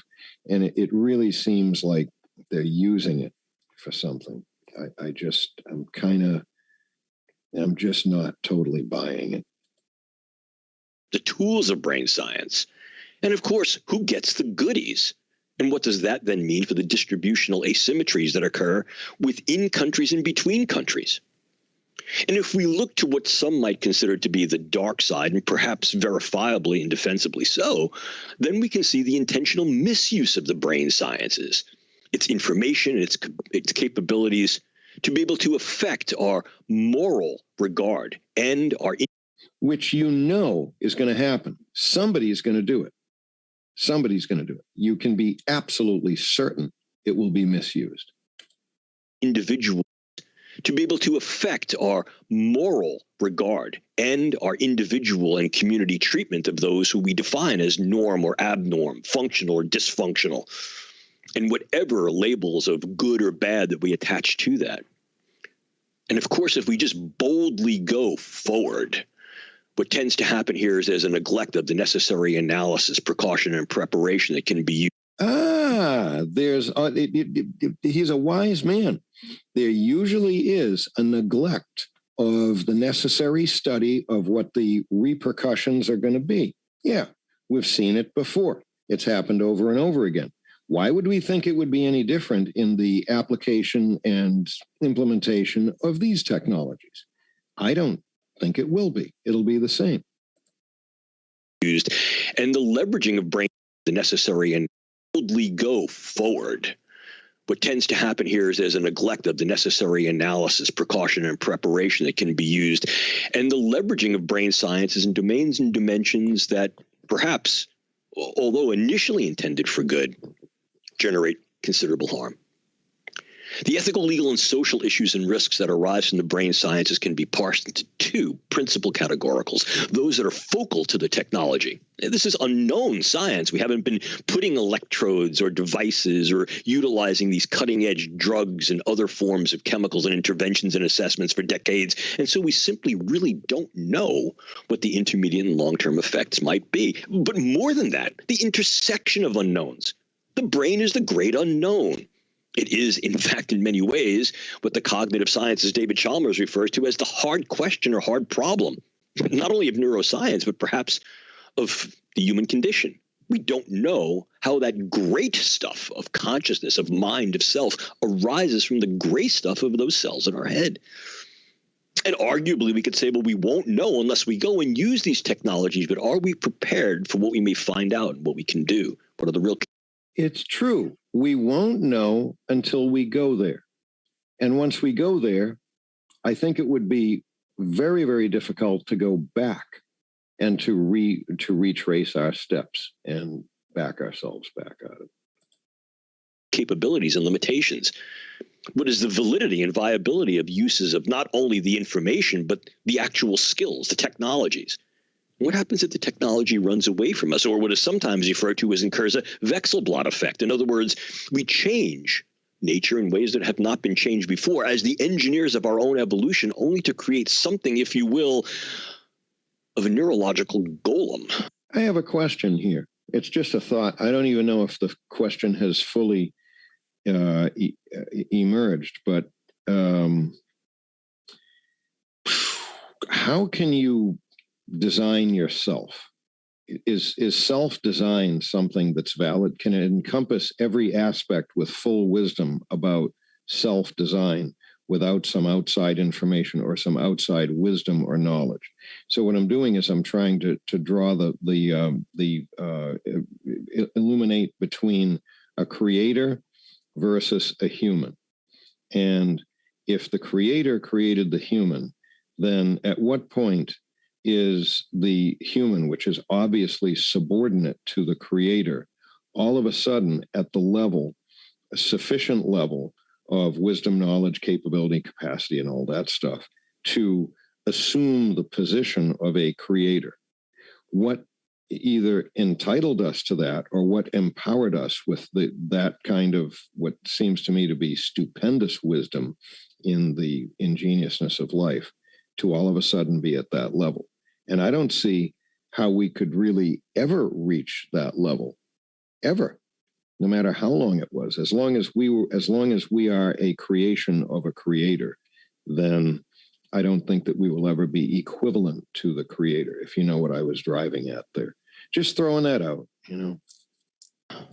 That rise nature in ways that have not been changed before as the engineers of our own evolution, only to create something, if you will, of a neurological golem that rises up, and suddenly when we pick our heads up from the proverbial workbench, we must ask ourselves, what have we done?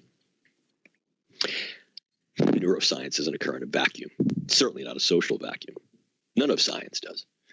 And as soon as we engage and understand that social milieu is important to what drives neuroscience and how those projects of neuroscience can be used in various social iterations, agendas, and iterations, then clearly we see. Okay, sorry to interrupt, James, but social milieu drives neurosciences. Okay, where does the social milieu arise from? Part of it is from what we are allowed to learn about the capacities of these technologies. Part of it is what has been put in front of us to digest. That is what we are informed is what it is. But what if some of it's left out? What if we're not fully informed? Well, then if if we've been, let's say, favorably or optimally informed for all of the nice, warm, fuzzy stuff, then that will create a social milieu, an atmosphere in which we are fully in favor of moving ahead at full speed. And then, of course, there's not going to be any pushback from large blocks of society about it. But what if we aren't fully informed? And that's, again, one of the goals on this channel is to make a strong effort to fully inform people, or as best as we can gather this information to inform people about what the rest of the story is. He goes on. It's important to what drives neuroscience and how those projects of neuroscience can be used in various social iterations, agendas, and iterations. And clearly, then we see a whole host of potential questions. Is the brain mind an inviolable space? Should we not continue these levels of profound and ever more sophisticatedly detailed assessments? What about autonomy? How is it different from the broken hand? You get a broken hand, and they can put a robotic prosthesis on it and link it to the nerves that are in the arm that's still intact. Okay, is that an inviolate space, or is that legitimate? I would say that that's clearly legitimate. How is using the same applications, albeit at much more microscopic level and at much more higher density level, if we're talking about mapping and connecting and communicating with all these different centers in the brain, how is that really any different other than by way of scale and miniaturization? Well, I think that it is, because if pretty much any one of us would answer the question that your brain is what controls your hand. Your hand does not control your brain, at least most of the time. So we're talking about this being the control center, or the seat of the soul, or the seat of the personality and the mind and all that stuff. So that is really, that's the central control unit of the entire organism. So I guess that's the difference, obviously. And then we have to get into the shades of gray. Exactly how much augmentation inside that cranium is appropriate and how much is not. And at what point do you draw the line? And how do we even know how to draw the line? And what kinds of just gigantic debates and arguments would even evolve from trying to address these questions? And how well would these arguments be formulated to be well informed of all the facts and capacities, unless we know what all of the what all of the possible uses or misuses of this type of power would be? So we need to be informed, I guess. Sophisticatedly detailed, viable space. Should we not continue these levels of profound and ever more sophisticatedly detailed assessments? What about autonomy?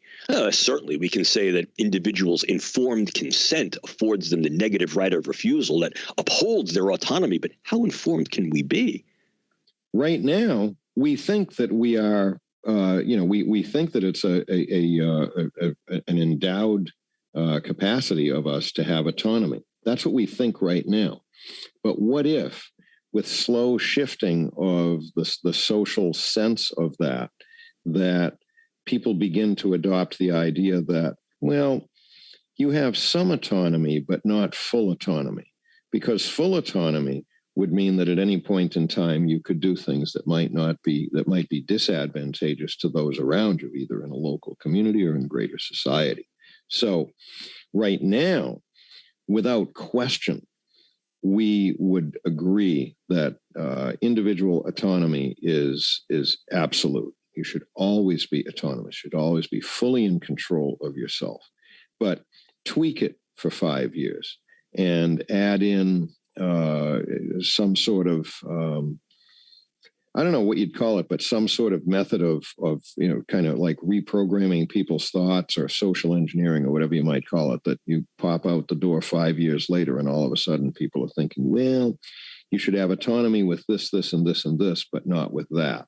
And 4 other things. And then fast forwarded a little bit more as the technology has started to become implemented and functional.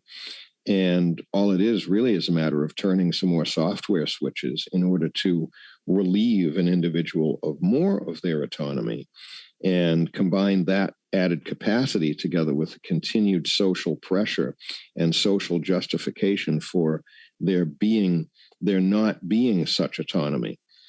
And someone, 10, I don't know, pick some number of years that you want, someone being able to finally wage an argument that people buy into that is obviously autonomy is wrong.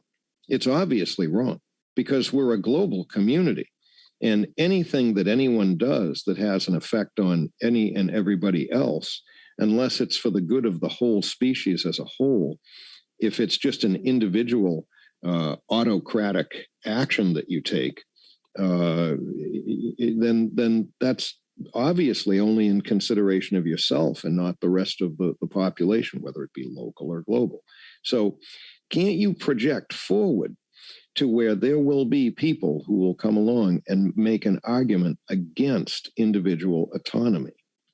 And can you not also see that when we arrive at that point, probably simultaneously, that there will be other people who have engineered the equipment and the nano equipment to make sure that that autonomy can be co-opted and can be overtaken? I can see it. I can see that happening. He's going on. Certainly, we can say that individuals' informed consent affords them the negative right of refusal that upholds their autonomy. But how informed can we be? And in fact, we're losing control of where the techniques, technologies, or even the data that is derived from them is held, the provenance, their custodianship. Well, what are we consenting to? We've already lost control of it, Dr. Giordano. We don't know what big data is holding in terms of banks of information about all of us, including genetic information. We don't know. And will there be the necessary contingencies, as our group at the Pellegrino Center has argued for years, that consent demands at least explicit transparency of whether or not there will... explicit transparency. How do you feel about explicit transparency about anything nowadays? Hear what he said. Informed consent demands explicit transparency. Explicit transparency has been wrapped up in terms of service so that explicit transparency legally protects those that are completely collecting everything about your explicit transparency, and protects those that collect it and prevent you from doing anything with it other than give it up. Right. Precisely. Yes. Be continued research in clinical care. As our group at the Pellegrino Center has argued for years, that consent demands at least explicit transparency of whether or not there will be continued research in clinical care. After all, if we're asking people to walk the wire of the neurosciences, we should tell them if there's a net underneath them or not. And that brings us down to issues of social awareness and understanding and what really does constitute treatment, protection, enhancement. And this gets back to the idea of the fact that neuroscience is now a global enterprise that entertains differing values, histories, norms, pluralities, and diversities of the 21st century world stage. Not only in terms of how we will use the brain sciences and what we will study and choose not to, and what those research methods may mean and what they actually articulate, but then ultimately what is produced and who will get those things and what will they be? What we, if you're talking about the United States, will choose to use and not use is vastly different from somebody else, somewhere else in the world will choose to use and not use. Used for what uses? And here, to and what those research methods may mean and what they actually articulate, but then ultimately what is produced and who will get those things and what will they be used for? What uses? And here we have to confront once again the idea of dual use. It's a balancing act. Our group over the past 15 years has been dedicated to trying to understand the possibility. Or as you said earlier, TMC, multiple use, dual use, multiple use, synergistic use, combined application, all that type of thing. That's right. Yeah. Mm-hmm. I'm trying to be real happy during the show here, but I'm feeling pretty serious. I'm feeling pretty serious, man. Well, it's everything. It should be a complete emotional expression. Whatever you're watching right now, it should be contemplation in each and every emotional space so that you can understand to the best of your ability how these technologies may impact your life, if they do already, or as they come online. Whether or not you want them to come online is irrelevant. The courts are hijacked, the schools are hijacked, and on and on and on for your entertainment purposes only. So contemplation of what is definitely something that should be considered. And we honestly cannot trust our elected legislators to properly hammer out policy on this. I'm not even picking on them. I'm just saying we honestly can't know that they'll do that right. We can't. If not plausibility, of utilizing the balancing act. Our group over the past 15 years has been dedicated to trying to understand the possibility, if not plausibility, of utilizing a new approach to neuroethics that combines a variety of different kits, a variety of different tools to create a more globally relevant, internationally capabilized neuroethics. It must appreciate cultural diversity on globally relevant, internationally capabilized. He uses some big words, but man, there's a lot of meaning in them. On the global stage of those different. It must appreciate cultural diversity on the global stage of those different groups, cultures, societies, and politics that are researching brain sciences and putting it to use, and how the uses of those brain science are then being, in fact, articulated on the contemporary 21st century environment.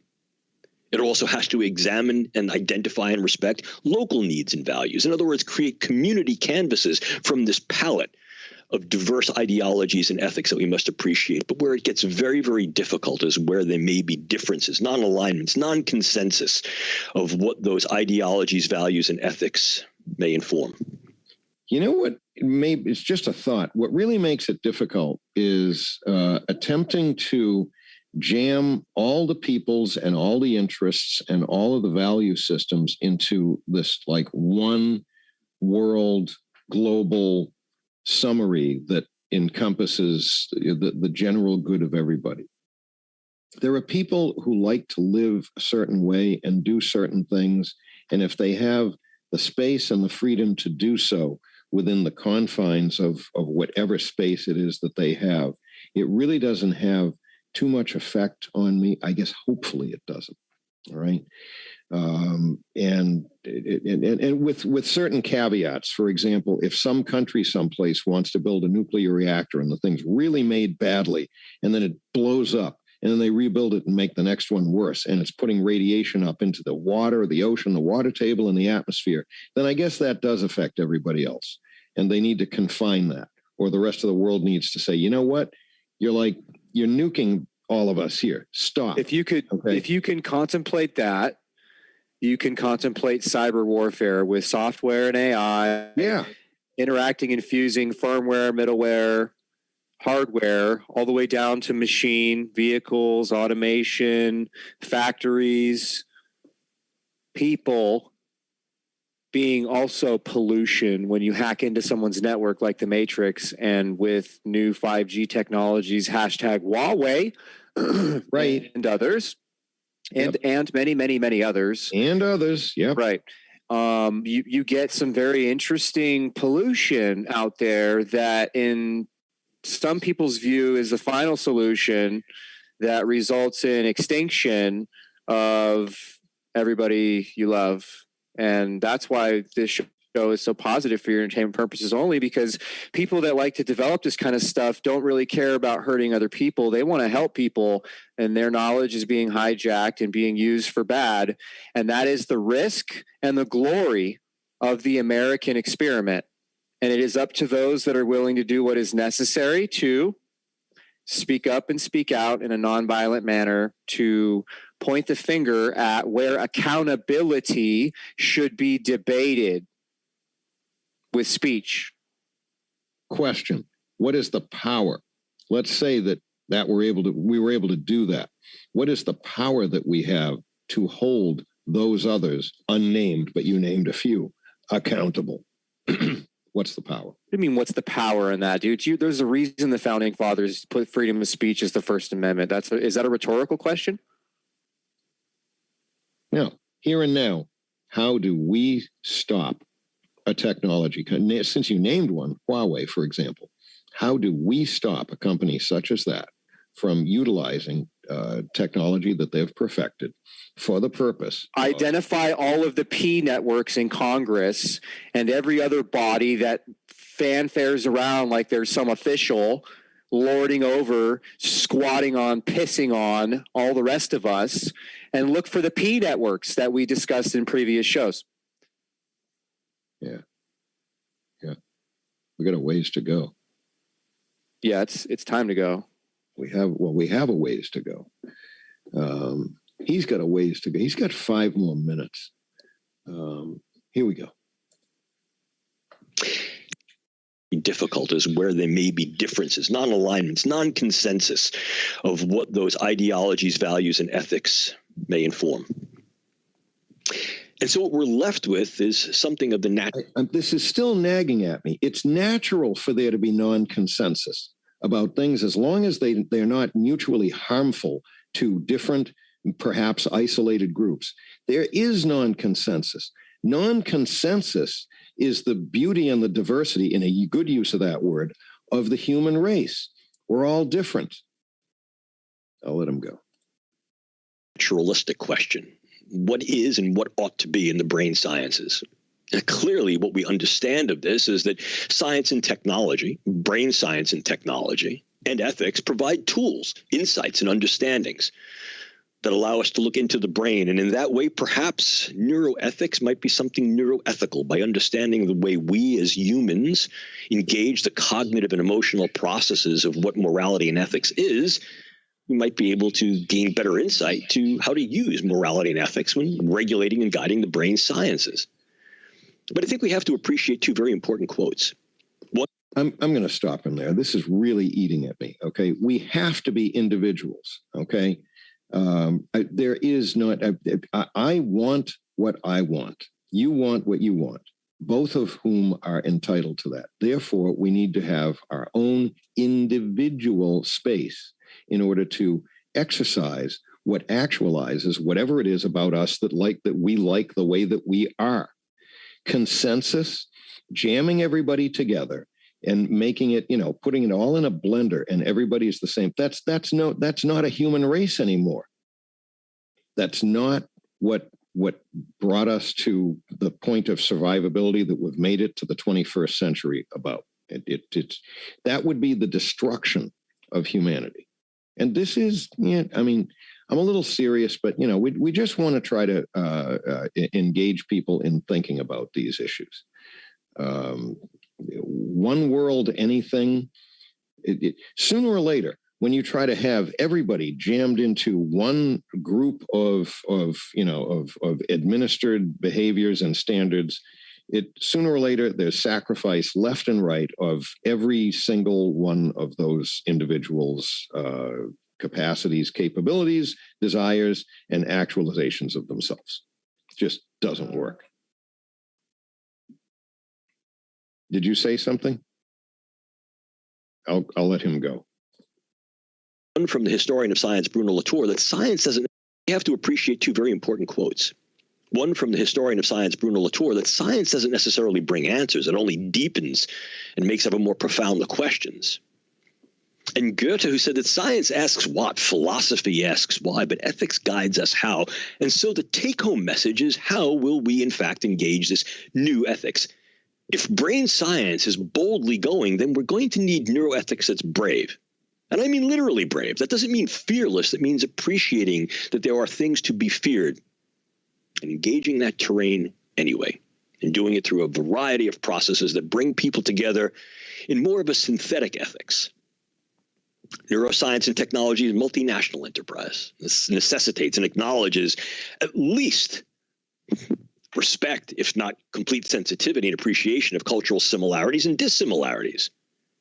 These non-identicalities in culture can create very distinct modes, means, and articulations of research, development, testing, and use of the brain sciences. And what this then does is opens the door for what may be research tourism or medical tourism. In other words, accessing different ecologies, different cultures, different political engagements so as to be able to get certain things done in research and or perhaps medical practice. Boutique brain science. What will we do with that? In one way, it can lead to very, very different balances of power scientifically, economically, intellectually, and this may create hegemonies, what the French philosopher Michel Foucault referred to as biopower and biopolitics. And as soon as we begin to talk about power and politics, biopolitics, new term I never heard before. We need power and biopolitics. And as soon as we begin to talk about power and politics, we need to be aware of how the global stage will draw back its curtains and allow us to view the evolving play of neuroscience, and how will we both produce and direct that play. Ethics informs policy. Ethics must be about the enterprise, and ethics and policy must be temporally relevant and responsive. Like the science it seeks to guide, it must remain self-critical and self-revising. It should be dialectic and strive towards cooperation, and in some cases, some level of competition, what is sometimes referred to as co-opetition, recognizing that competition is part of the human condition, but being cooperative in these enterprises may allow us some level of not only synthetic ethics, but syncretic ethics, where various beliefs are brought together in a way that allows consensus and domains of dissensus. What will the neuroethics be? Well, what can be done is certainly bold, without question. The questions are, what should be done? And how brave will we be in trying to get this done? Because the thing we don't want to do is to use the science and technology to iteratively unravel the Gordian knot of the brain mind, only to open a can of worms with the way we regard and the way we use the things that we find and the things that we can do. And so very often in many of the lectures that I give about the brain sciences, I relate back to a personal story, one of my dad, and I'll do so again unapologetically here. My dad was an engineer. He was a nautical engineer. And he liked to fiddle with things, and he liked to use tools. And one of the things he taught me to do, a sort of father and son activity when I was a kid, was to build things and repair things. And it's something I still like to do in my spare time. My dad was a good teacher. He used to bring home a new tool a month. The first Tuesday would be New Tool Tuesday. So I'd get to learn an awful lot about tools, and we'd spend the next month doing that. Well, I remember I was about 10 years old, and we'd been doing this gig for about 4 years. So I had a pretty good toolkit under my proverbial belt. And Dad comes home with a new tool one Tuesday, and I was so excited. I remember I grabbed it. I was going to go running down to our workbench to work on our project. My father put his hand on my shoulder, and he said, "Jim, slow down. Measure twice, cut once. Because sometimes you can't take back what you do with your tools." Wow, Dad, what a great adage for the brain sciences and for neuroethics. We need to measure twice before we make certain cuts of what we allow ourselves to do or not to do in the brain sciences. And we certainly need to measure twice the way we develop a new neuroethics that's going to be ever more globally capable. It's a challenge and it's an opportunity. It's an exciting field and an exciting time. And I thank all of you for spending this time with me. If you want some more information about what my group is doing over the past 10 years and where we're headed, I provide this for you here. And if you wish to get in touch with me, please feel free. I welcome your comments. I welcome your contact. And you can reach me at james.giordano@georgetown.edu.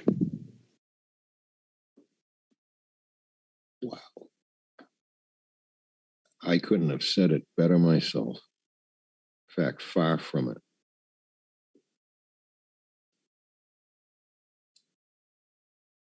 You can review this video to your heart's content.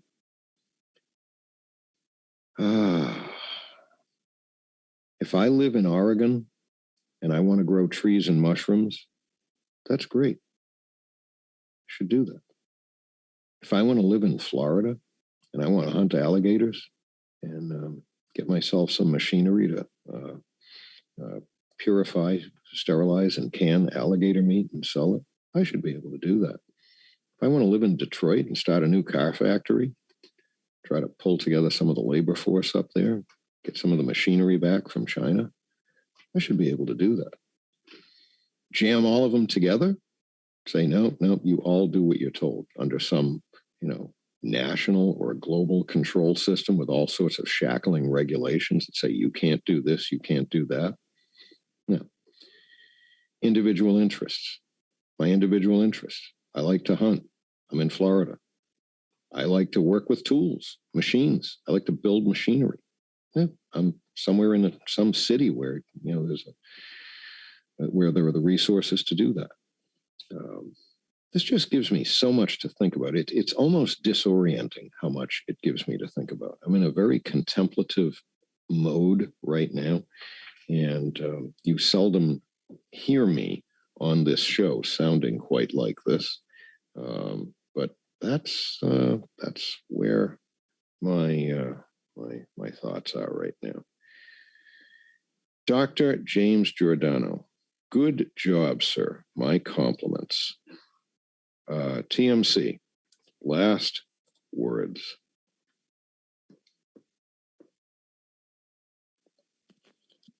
See you next week. Have a great week, everybody. We're going to bring it to you next week. See you again. Thanks for coming.